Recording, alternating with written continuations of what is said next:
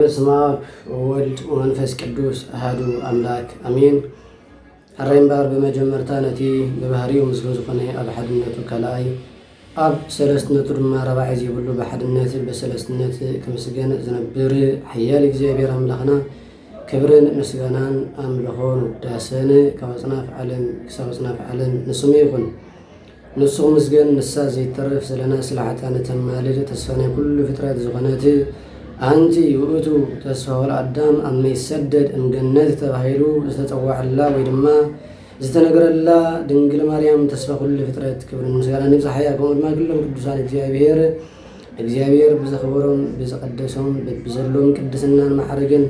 ክብርን ምስጋናን ይብጽሐዮም። አራይም ባር በመጀመርታ ኣብ መላእ ዓለም ኮይንኩምን እዚ መንፈሳዊቲ ብወንጭ ዳዊት ይትከታተሉ ዘለኹምን ከምኡ ድማ ኩላትና ደቂ ቤተክርስቲያን ሓፈሻዊ ደቂ ተዋህዶ ሰላምኩም ይብዛሕ እናበልኩ አራይም ባር ሎማዓት ድማ ከም ፈቃዲ እግዚአብሔር ሓደ አገዳሲ ዝበልናዮን ኩላትና ድማ ኣዝዩ ኣብ ህይወትና ጠቃሚ ዝኾነ ትምህርቲ ሕፅር ዝበለ ስለ ድንግል ማርያም ክንመሃር ኢና ማለት እዩ። እቲ ትምህርቲ ድማ ምሳሌያዊ ስም ናይ ድንግል ማርያም ኮይኑ እነሆ እዚ ንከታተሎ ዘለና ወንጭፍ ዳዊት እዩ ዩቲዩብ እዚ። እነሆ እዚ ዩቲዩብ ድማ ከምዚ ንብሎ ዘለና ወንጭፍ ዳዊት ዝብል ስያሜ ዘለዎ ዩቲዩብ። ስለዚ ወንጭፍ ዳዊት ማለት ምሳሌያዊ ስም ናይ ድንግል ማርያም እዩ ከምቲ ኩላትና ንፈልጦ። ስለዚ ወንጭፍ ዳዊት ማለት ምሳሌያዊ ስም ናይ ድንግል ማርያም ካብ ኮነ ድንግል ማርያም ብኸመይ ምክንያት እያ ብወንጭፍ ዳዊት ትምሰል? ወንጭፍ ዳዊት መን እያ? ካበይ ዝመጽእ ታሪክ ዝብል ሓፈሻዊ ድንግል ማርያም ብወንጭፍ ዳዊት ትምሰለሉ ምክንያት ሕፅር ዝበለ ክንርኢና ማለት እዩ። ስለዚ ድንግል ማርያም እታ ንመካሕላ ብቃል ኪዳናን በኣማላድነታን ንመካሕላ ቅድስቲ ድንግል ማርያም ኣዴና ንዲያብሎስ ኣብ መስቀል ዘጨፍለቀ ዝቐጥቀጠ ብኣውታረ ንፋስ ዝኣሰረ ንክርስቶስ ዝወለደት ድንግል ማርያም ብወንጭፍ ዳዊት ዝገብር ትምሰለ ማለት እዩ። ነዚ ድማ ቅዱሳን ኢሎም ኣለዉ ወንጭፍ ዳዊት ዝብል ስያሜ ወይ ድማ ቅጽላዊ ስም ሂቦም ኣለዉ ንድንግል ማርያም ማለት እዩ። ስለዚ ናብቲ ታሪክ ክንከይድ ኢና። እዚ ታሪክ ኣብ ቀዳማይ ሳሙኤል ምዕራፍ 17 ዘሎ ታሪክ ኢና ንምልከት። ኣብዚ ታሪክ እዚ ድማ እንታይ ዝብል ዘሎ እንተዳ ተባሂሉ እቲ ንኡስ አንቀጽ ወይ ድማ እቲ ንኡስ ኣርእስቲ ዳዊትን ጎልያድን ዝብል እንታይ ንገብር ኣርእስቲ ንረክብ። ዳዊትን ጎልያድን ዝብል ኣርእስቲ ንረክብ። እኖ ኣብቲ ዳዊትን ጎልያድን ዝብል ድማ ብዙሕ ዓይነት ትምህርቲ ብዙሕ ዓይነት ታሪክ ዘለዎ ትምህርቲ ኢና እንታይ ንገብር እንመሃር ማለት እዩ። ወንጭፍ ዳዊት ዝብል እውን ልክዕ ካብቲ ታሪክ ላይ ዝገብር ዝወፅእ ማለት እዩ። ኣቐዲምና ናብቲ ምሳሌያዊ ስም ናይ ድንግል ማርያም ቅድሚ ምኻድና መሰረታዊ ነገር ክርዳእና ዘለዎ እስከ ዳዊት መን እዩ ወይ ድማ ጎልያድ መን እዩ? ናይዞም ክልተ ሰባት እዚኣቶም እስከ ንእሽተይ መእተዊ ቅድመ ባይታ ክንገብር። ሓራይ ዳዊት ማለት ካብ እሰይ ዝተወልደ እሰይ ማለት ድማ 8 ውሉዳት ኣወዳት ዝነበርዎ ኖ ካብቶም 8 ውሉዳት ድማ ሓደ እቲ ዝናእሲ ቅዱስ ዳዊት ምዃኑ መጽሓፍ ቅዱስ ታሪክ ይምስክረልና። ኣብዚ መጽሓፍ እንብሎ ዘለና ኣብዚ ታሪክ እዚ ኣለና ማለት እዩ። ስለዚ ዳዊት ማለት ወዲ እሰይ እዩ። ዳዊት ማለት ድማ እነሆ እግዚአብሔር ሓሪቦ ኣብ 30 ዓመተ ዕድሜኡ ብነቢ ሳሙኤል ንንግስና ዝተቐብአ እነሆ ድማ ከምዚ ዝተቐብአሉ መሰረት ድማ ንእስራኤላውያን 40 ዓመት ዝገዝአ ንጉስ ናይ እስራኤል ቅዱስ ናይ እግዚአብሔር እዩ። መን? ቅዱስ ዳዊት። እነሆ ብዛዕባ ንግስኑ ዝነገሰሉ ዕድመን ቦታን እኳ እንተዳሪእናዮ እነሆ ኣብ ኢየሩሳሌም 33 ዓመት ንእስራኤላውያን ዝገዝአ ንጉስ እዩ። እነሆ ኣብ ኬብሮን ኮይኑ ድማ ኣብ ልዕሊ ይሁዳ 7 ዓመትን 6 ወርሕን ዝነገሰ ንጉስ እዩ። ብኣጠቓላሊ 40 ዓመትን 6 ወርሕን ቅዱስ ዳዊት ንእስራኤላውያን ገዚእዎም ወይ ድማ መሪሕዎም ማለት እዩ። ስለዚ ንጉስ ዳዊት ማለት ንእስራኤል 40 ዓመት ዝገዝአ ንጉስን ንእግዚአብሔር ድማ ዕድሚ ሙሉእ ዝተኣዘዘ ቅዱስ ኮይኑ ዝኸደ መዝሙር ጽሒፍልና ነቢዑ ተነሲዑ ቅድስና ገዲፉ ታሪክ ገዲፉ ዝኸደ ቅዱስ ናይ እግዚአብሔር ተባሂሉ ድማ እንታይ ንገብሮ እንፈልጦ። ቅዱስ ዳዊት ካብቲ ብዙሕ ኣብ መጽሓፍ ቅዱስ ዝፅዋዕላ ሓደ ከም ልበይ ዝብል ስም እዩ። ንቅዱስ ዳዊት ሓጢአት ምስ ሰርሐ ብድሕሪኡ ግን ናብ እግዚአብሔር ኣምላኽ ምስ ተመልሰ እግዚአብሔር ኣምላኽ ከም ልቡ ስለ ዝረኸበ ከም ልበይ ይልዎ። ከም ልበይ ማለት ድማ ታነ ዝደልዮ ረኺበ እግዚአብሔር ዝደልዮ ንስሓ እዩ። እግዚአብሔር ዝደልዮ ስውር ልቢ እዩ። ስለዚ ቅዱስ ዳዊት ኣብ ቅድሚ እግዚአብሔር ልቡ ሲሩ ስቡር ልብ ኮይኑ ናብ እግዚአብሔር አምላክ ስለዚ ጠርዐ አነ በዲለካ ንዓኻ እኖ ንመደቀሰ ብንባዓተ ተርክሶ ኣለኹ እኖ ለይቲ ለይቲ ነብዕ ኣለኹ እናበለኒ እግዚአብሔር አምላክ ስለዚ ጠርዐ አነ ንዓኻ ንበይንኻ ጥራሕ ድማ ንበይንኻ ንዓኻ ጥራሕ ድማ በደልኩ እናበለ ሰብ ዘይርዮ ሓጢአት ተኾነ ግን ንስኻ ድሮ ሓጢአት ሰሪሐ እናበለ ናብ እግዚአብሔር አምላክ ምስተናዘዘ እግዚአብሔር አምላክ ከም ልበ ኢልዎ ማለት ስለዚ ቅዱስ ዳዊት ከም ልበ ዝተባሃለ ሰብ እዩ ሓፈሻዊ ናይ ቅዱስ ዳዊት ብዙሕ ታሪኽ ካብ ባሕሪ ጭልፋ ግን ቅዱስ ዳዊት ማለት እዚዩ 40 ዓመት ድማ ወይ 40 ዓመት 6 ወርሕ ወይ ድማ 40 ዓመት ንእስራኤላውያን ዝገዘአ ንጉስ ኢልና የለና ጎልያድ ከመን እዩ ጎልያድ ማለት ድማ ሓደ ዘይኣማኒ ሓደ ዘይተገዝረ ፍልስጤማዊ እኖ ድማ ፍልስጤማውያን በሓይሊ ስጋ ዝምክሕሉ ዝነበረ ሓደ ተራ ወይ ድማ ውልቃዊ ሰብ ተኾነ ግን ብስጋ ፍልስጤማውያን ዝምክሕሉ ዝነበረ ሓደ ሰብ ምን ጎልያድ ኢልና የለና እዚ ኣብቲ ታሪኽ ኢልና ዘለና ምዕራፍ 17 ዘሎ ታሪኽ ዳዊትን ጎልያድን ዝብል ክንርኽቦ ንኽእል ኢና እቲ ታሪኽ ብምሉእ ማለት እዩ ሕጂ ኣብዚ ታሪኽ እንታይ ኢና ንመሃር እንተዳ ተባሂሉ እስራኤላውያን ምስ ፍልስጤማውያን ክዋግኡ ኢሎም ፊት ንፊት ኣብ ዝተረኸቡሉ ግዜ እስራኤላውያን ፍልስጤማውያን ምስ ረኣዩ ኣዝዮም ርዒዶም እቲ ዘረዓዶም ምክንያት ድማ እንሆ እዚ እንብሎ ዘለና ጎልያድ እንሆ እስኪ ሓደ ከባኹም ንዓይ ክቃለሰኒ ዝኽእል ንዓይ ከውድቐኒ ዝኽእል ንዓይ ከሸንፈኒ ዝኽእል ይምፃእ እናባይ እሞ ንዓይ እንተዳ ሲዕርኒ ንዓይ እንተዳ ቀቲልኒ ንሕና ናትኩም ባሮት ንኸውን ኣነ እንተዳ ሲዕርዮ ነትናትኩም ድማ ንስኹም ንዓና ባሮት እናትኾኑ እናበለ እንሆ 40 መዓልቲ ከም ዝነበሩ ፍልስጤማውያን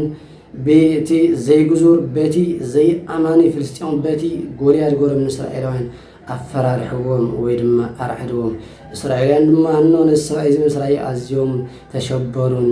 ፈርሑን ማለት እዩ ዝገርም ነገር ስለዚ ኣብዚ ግዜ እዚ እምበኣር ደቂ ዳዊት ድማ እኖ ምስ እስራኤላውያን ምስ ደቂ ዓድም ክዋግኡ ኢሎም ናብቲ ኩናት ወሪዶም ነይሮም ማለት እዩ ስለዚ ኣቦ እሰይ ድማ ንቅዱስ ዳዊት ድማ ትሽዕ ግዜ ጥሪት ዝሕሉ ዝነበረ ጓሳ ዝነበረ ቅድሚ ቅዱስ እምባሉ ቅዱስ ዳዊት ጓሳ ዝነበረ ናይ እግዚአብሔር እግዚአብሔር ሓሪዎ ዝነበረ ቀዲሙ ተኾነ ግን ጓሳ ኮይኑ ይኸይድ ነይሩ ኣብቲ ግዜ ንሱ ቅዱስ ዳዊት ማለት እዩ ስለዚ ጓሳ ስለ ዝነበረ ድማ እኖ ኣቦ እሰይ ድማ ንኣሕዋትካ ዳሃዮም ግበር ኪድ እንጀራ ሓሽካ ኪድ እሞ ዳሃዮም ግበር እስኪ ኣለዉ የለውን ህላውነቶም ኣረጋግፀለይ ንህላውነት ኣረጋጊፅካ ድማ ምልክት ኣምፃለይ ከም ዘለዎ ኢሉ ድማ ኣቦ እንጀራ ኣትሒዙ ናብ ደቁ ናብ ደቂ እሰይ ዳይ ክገብር ሰደዶ ይብለና ምክንያቱ ደቂ እሰይ ድማ ብመሪሕነት ሳኦል እዮም ናብቲ ኩናት ከይዶም ዘለዉ ሳኦል ዝመርሖም ነይሩ ኣብቲ ግዜ ንሱ ሳኦል ገዞም ስለ ዝነበረ እንሆ ሳኦል ዝኣዘዞም ኣብቲ ኩናት ክዋግኡ ከይዶም እስራኤላውያን ስለዚ ፈሪሖም ስለዚ ቅዱስ ዳዊት ከምዚ እናተገብረ ክለት ነገር ከምዚ እናፈራርሕዎም ከለዉ እቶም ህዝቢ ወይ ድማ ጎልያድ ከምዚ ኢሉ እናፈከረ እንከሎ እስራኤላውያን ምስ ፈርሑ ነዚ ኩነታት ዝተዓዚቦ ቅዱስ ዳዊት ናብ ኣሕዋት ክበፅሕ ኢሉ ምስ መፀ ነዚ ኩነታት ተዓዚብዎ ድሓር መወዳእታ ቅዱስ ዳዊት እነሆ ሰብኣይ ዝስዕር ሰብ እንተዳሃሊ እንታይ ትገብሩ ኢሉ ነቶም ዓበይቲ እስራኤላውያን እቶም ዓበይቲ ሽማግለ እንታይ ገበሮም ተዛረቦም ድሕሪ እቶም ዓበይቲ ሽማግለ እንታይ ይብሉ እንሆ ነዚ ሰብ እዚ ዘውድቕ ሰብ እንተዳ ተረኺቡ ነዚ ሰብ እዚ ዘሸንፍ ሰብ እንተዳ ተረኺቡ ንጉስ ካብ ግብሪ ምኽፋል ነፃ ክለቆ እዩ ነዚ ሰብ እዚ ብምባል ንቅዱስ ዳዊት ይነግሮ ቅዱስ ዳዊት ድማ ሰሚዕዎ ድሓር ግን ካብቶም ኣሕዋቱ ሓደ ሰሚዕዎ ክዛረብ ከሎ ምስቶም ዓበይቲ ሰሚዕዎ ስለምንታይ ከምዚ ኢልካ ትዛረብ ኣለኻ ይሰማዕ ኣለኹ እንታይ ትገብር ከም ዘለኻ ይፈልጠካ ኣለኹ እንሆ ናይ ኩናት ናይ ባእስን መርኣይ ፍትወት ስለ ዘለካ ነዚ ክትዕዘብ ኢኻ መፂኻ እንታይ ትገብር ኣለኻ ሕጂ ኪድ ኢሉ ይግስፆ ባህላ ቀደም ኣሕዋትና ዓበይቲ ኣሕዋትና ኣባ ሲያብ ዕገርገር ኩሪና ከሎ እንታይ እዮም ዝብሉና ስለምንታይ ኣብዚ መፂኻ ቆልዓ ዶ እምካ እንታይ ትገብር ኣስ ትርኢ ኣለኻ ኪድ እስከ ኪድ ገዛኻ እዮም ዝብሉኻ ነይሮም ዓበይቲ ኣሕዋትና ከምኡ እዮም ዝብሉና ኩላትና ንፈልጥ ኢና ስለዚ ደቂ እሰይ ድማ ዓበይቲ ስለ ዝኾኑ ኣሕዋትን ቅዱስ ዳዊት ንእሽተይ ስለ ዝኾነ ከምዚ ኢሎም ምኽሩ ኣለዉ እኖ ንሱ ግን ካሊእ ዝሓስብ ዘሎ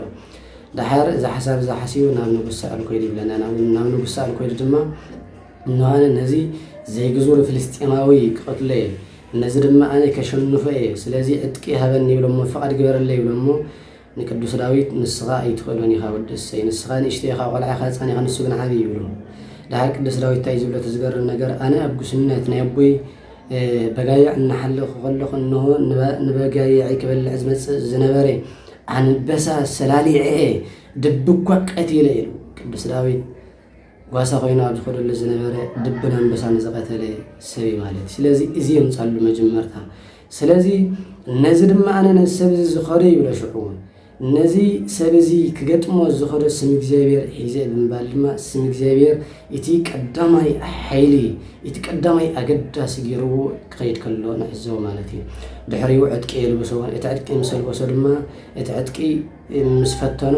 ገዲፎ ሽዑ ኣብሊቕዎ ምሽ ምሶም ለቐሽዑ ኖ ከይዱ ናብቲ ቃልሲ ወንጭፍ ሒዙ 3 ኣይማን መሪፁ ናብ ግጥም ይወርድ ማለት እዩ ዝገርም ነገር ኣብቲ ግጥም ምስ ወረደ እቲ ዘይግዙሩ ፍልስጤማዊ ንብሎ ዘለና ጎልያድ ምስ ረኣዮ ብትዕቢት ንዒቕዎ ማለት እዩ ንመን ቅዱስ ዳዊት ንዒቕዎ ስለምንታይ እንተላ ተባሂሉ ቅዱስ ዳዊት ንሱን ቀጠርያም ገላኻ ብዚካን ኣዝዩ ብዙሕ ዲፈረንስ ነይርዎ ማለት እዩ ብጣዕሚ ገዚፍ ነብሉ ንሱ ኣዝዮም ድማ ዝምክሕሉ ነይሮም ማን ፍልስጤማውያን ስለዚ ኣዝዮም ስለ ዝምክሕሉ ቅዱስ ዳዊት ግን ንእሽተይ ስለ ዝኾነ ብስጋ ምስ ረኣዩ ኣዝዩ ክባጭወሉ ገለ ንሪኦ እስኻ ከመይ ጌርካ ንዓይ ትቐትለኒ እስኻ ንዓይሲ በትሪ ሒዝካ ትመፀና ኣነ ከልብድ እየ ንስኻ ነዚ ነገር እዚ ሒዝካ ትመፀና ኣነ ከልብድ እየ ክብሎ ከሎ እንታይ ንገብሮ ንሪኦ ማለት እዩ ከምዚ እናበለ ይባጭወሉ ምክንያቱ ኣዝዩ ብስጋ ሓያል እዩ ኣዝዩ ዲፈረንስ ኣለዎ ዚካሎም ክትሪኦም ከለኻ ዝተፈላለዮም ክልጥዮም ስለዚ ቅዱስ ዳዊት ሒዝዎ ዝኸደ ግን ኣብ ሓይሊ ዘይኮነስ ኣብ ሓይሊ እግዚኣብሔርን ኣብ ስም እግዚኣብሔርን እዩ ናይ ቅዱስ ዳዊት ተውክልቲ ማለት እዩ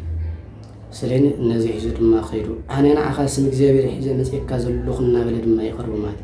ኣብ መወዳእታ ድማ ትግጥም ይጅምር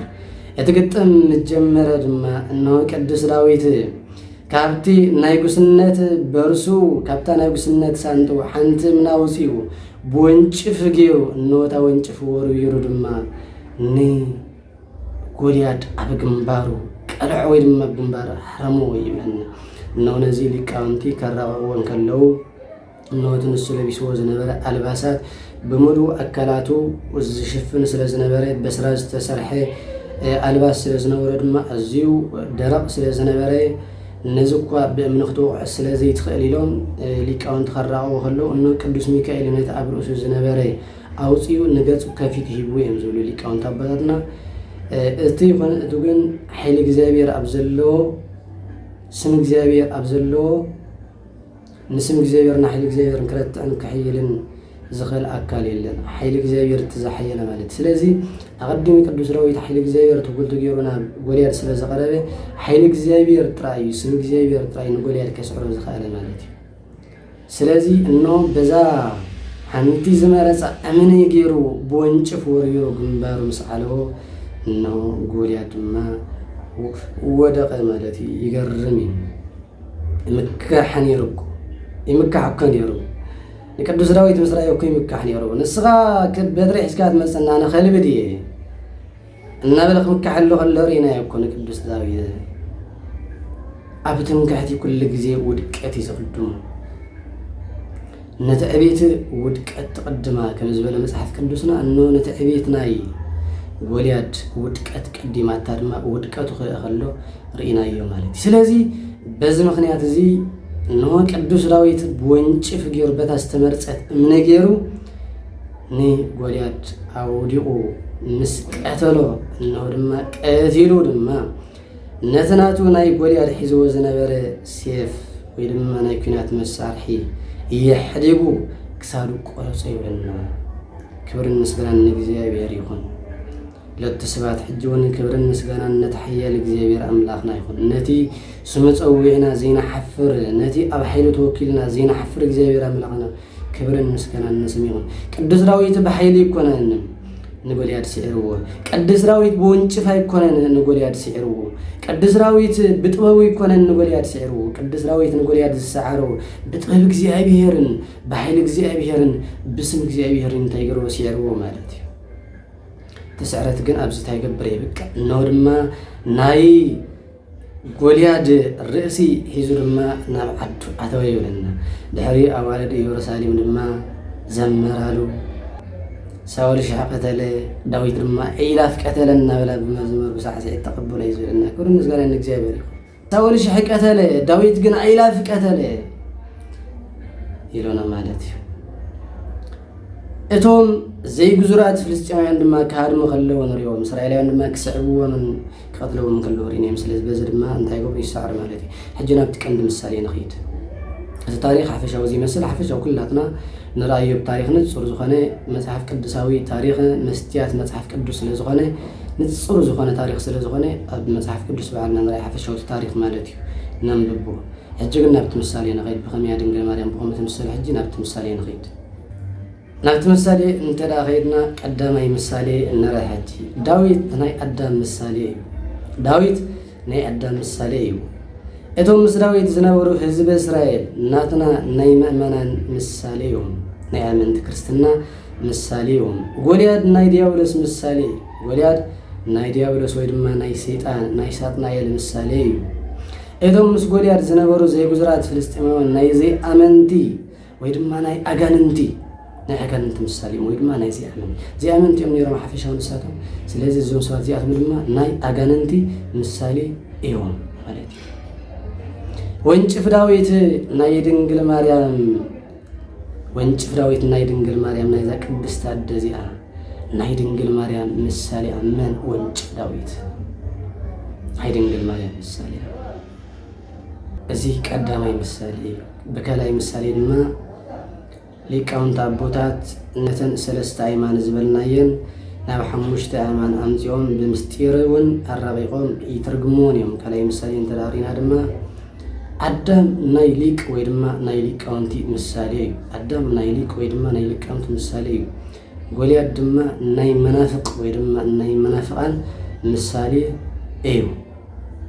إتن حموشت أيمان دما ناي حموشت أيمان المستير إتن عند زغنا حموشت أيمان المستير بيتكسيان نازلوا نايزي المثالي إيان إتن حموشت أيمان لا حموشت أيمان زويل أبوتاتنا دي كاونتي بمستير الرابع يقوم نو حموشت زولامتي ومس حموشت أيمان المستير تايقورون يرغبون ويدما يرغبون بالمثالي مالتي سلازي غولياد كابتن حموش أيمان بحنت مني كم زودة كم مستسعره منافق عندما كاب حموش أيمان مستير بحنتي مستير ناي بتكرشان كون ناي مسعره مثالي بنبال دي كاونت أبطات يبرهو يدما يرغبوا مالتي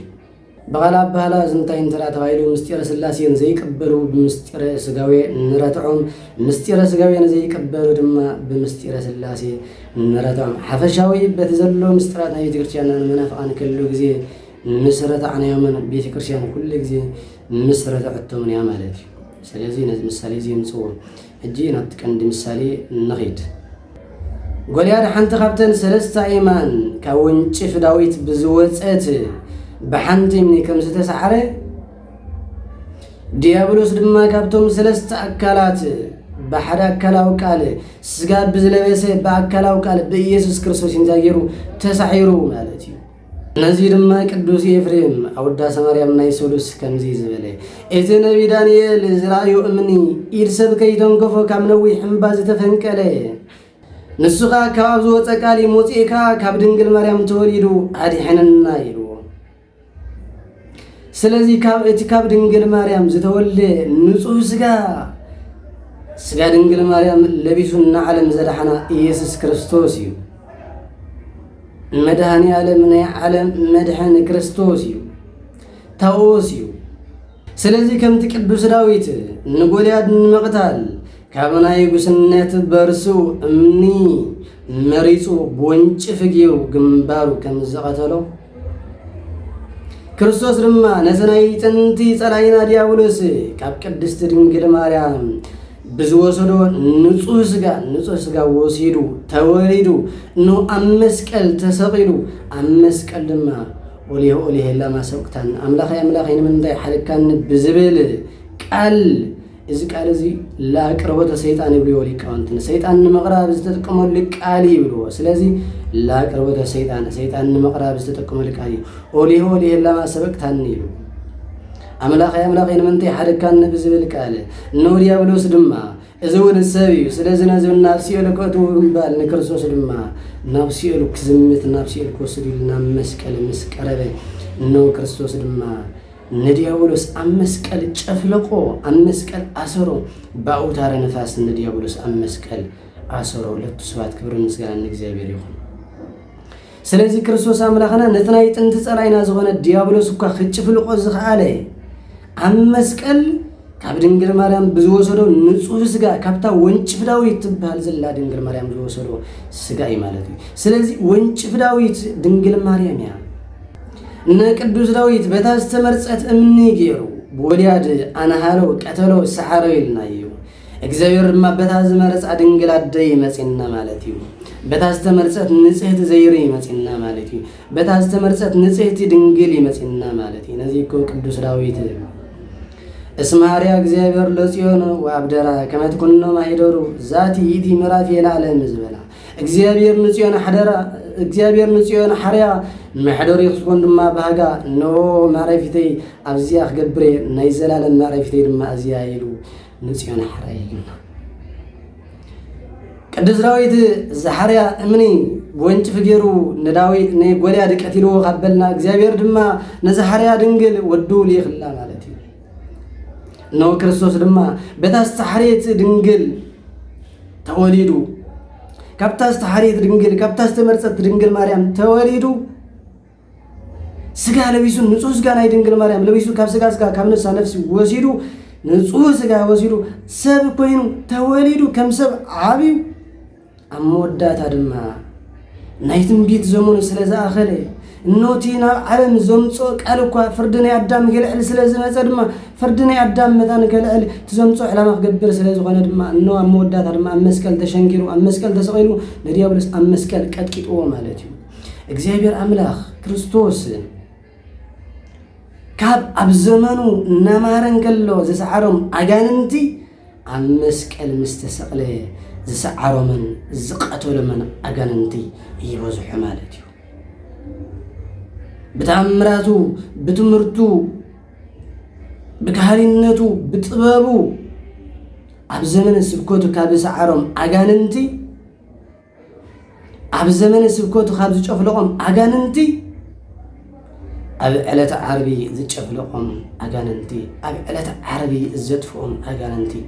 ይበዝሑ ማለት እዩ። ስለዛ መወዳእታ ኣብ ዕለተ ዓርቢ ዝጨፍለቆ ድማ ናይ መወዳእታ ናይ ጥንቲ ጸላኢና ዝነበረ ሰይጣን ነዚ ድማ ብምክንያት ድንግል ማርያም ኢና ረኺብናዮ ማለት እዩ። ነዚ ድማ ቅዱስ ዮሐንስ ወንጌላዊ ኣብ ቀዳማይ ዮሐንስ ምዕራፍ 3 ቁጥር 8 ተጻሕፈልና እዚ ዘደንቕ ቃል ንሱ ድማ ወዳ አምላኽ ግብሪ ዲያብሎስ ምን ተኸፍርስ ዝተገለጸ ኢሉ ክርስቶስ ግብሪ ናይ ዲያብሎስ ከፍርስ እዩ ብድንግል ማርያም ስጋ እንታይ ዝገበረ ዝተገልጸ ማለት እዩ። በታ ወንጭፍ ዳዊት እንብላ ዘለና ኣደ ተገሊጽ እዩ ንዲያብሎስ ሲዕርልና ለቱ ሰባት ሕጅውን ስለዚህ ካብዚ ታሪክ ዝተበጊሶም እዮም ሊቃውንቲ ድማ ንድንግል ማርያም ወንጭፍ ዳዊት ዝበልዋ። ስለዚህ ተዓብይ ሊቅ ኢትዮጵያዊ ሊቅ አባ ጊዮርጊስ ዘጋስጫ ነታ ንዲያብሎስ ዝቀጥቀጠ እምነ ህይወት ናይ ህይወት እምኒ ዝወለደት ቅድስት ድንግል ማርያም በወንጭፍ ዳዊት መሲሉ ክዛረባ እንከሎ ከምዚ ይብላ ማለት እዩ። ኣብ እንዚራ ስብሐት ኣንቲ ድንግል ማርያም ንስኺ ኣብቲ ዓብይ ውግእ ኢልዋ ኣብቲ ዓብይ ውግእ ጎልያድ ዝተቀጥቀጠላ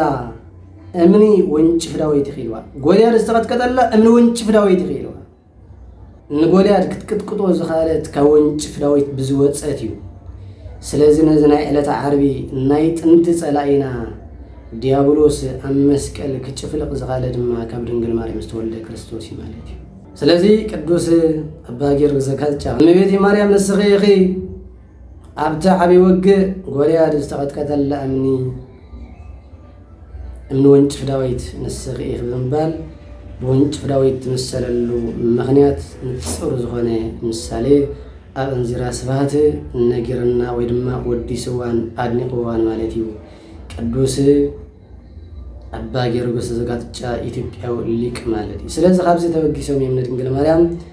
ወንጭፍ ዳዊት ዝብልዋ። ስለዚ እዛ ወንጭፍ ዳዊት እትበለ መንፈሳዊት ይብናውካ ካብዚኣ የተበገሰ ስማ ማለት እዩ። ሓፈሻዊ ምሳሌያዊ ስም ናይ ድንግል ማርያም ብዙሕ ዘሎ ሊቃውንቲ ኣራቂቆም ዝበልዎ እዚ ወንጭፍ ዳዊት ዝብል ምሳሌያዊ ስም ናይ ሎም መዓልቲ ከም መመገሲ ክኾነና እዩ። ድሓር ግን ብዙሕ ምሳሌያዊ ስም ናይ ድንግል ማርያም ሒዝና ክንመጽእ ኢና። ሎም መዓልቲ ግን ምሳሌያዊ ስም ናይ ድንግል ማርያም ወንጭፍ ዳዊት ትብል ዝነበረት ሓፈሻዊ ናይዛ ይጅብን ወንጭፍ ዳዊት ስለ ዝኾነ ስማ እነዚያ ንምብራህ መጽእ ነይረ። እነሆ እግዚአብሔር አምላኽና ዝማረናን ዝማዕድናን ክብርን ምስጋናን ኣምልኾን ውዳሰን ንስሙ ይኹን ቃል ስጋ ኮነ።